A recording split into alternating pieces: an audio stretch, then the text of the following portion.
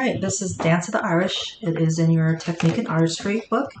It is an artistry piece, however, we are going to really take a look at all those technique secrets that you learn throughout this book. So this this piece is 3 pages long. It goes to page 60 all the way over to 62, and then incorporates all those things that you have been learning throughout this whole book in your technique book. And these are also going to carry on into your next level book too.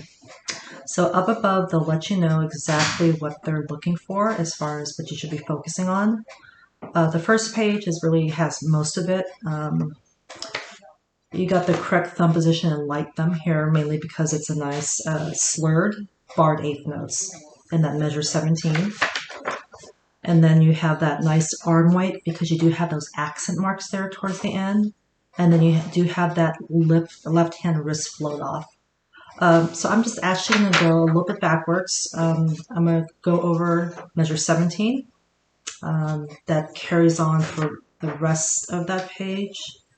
And then we'll take a look at that arm weight and wrist float off.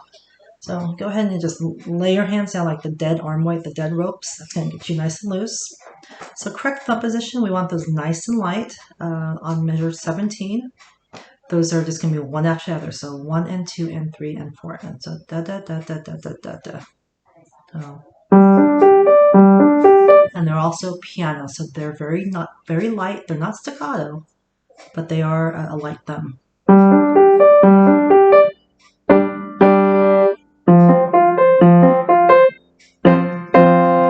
And you'll see that you have those nice barred eighth note legatos, slurs, jumping right into a rest and a staccato half note.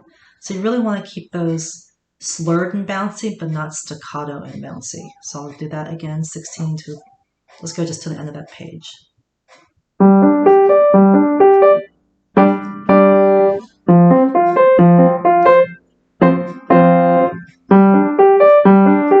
So nice and soft, nice and light, not staccato, but this definitely.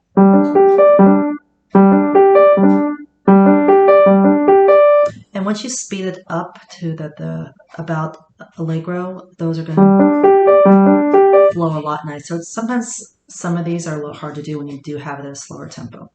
So let's go ahead and take a look at that ending.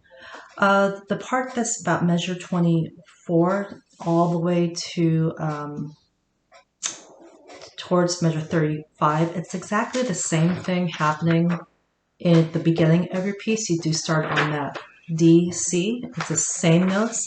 The only difference is you're taking that bass clef. You originally start at a G, D. It just shifts down to an octave lower G, D. The right hand pretty much stays the same. You're just shifting, so that's another place to kind of mark out that you're shifting down to a lower tone, but your right hand's mainly staying the same. So let's go ahead and take a look at the last part. Arm weight, some of those heavy arms, you mainly want those for those accented staccatos. So you do have those in measure 35, and then you definitely have a big one right here at the very end. So this is forte, so this is where you really want to kind of push it out. So there's also ritardando, so there's a lot going on here. So make sure I have that right. Nope.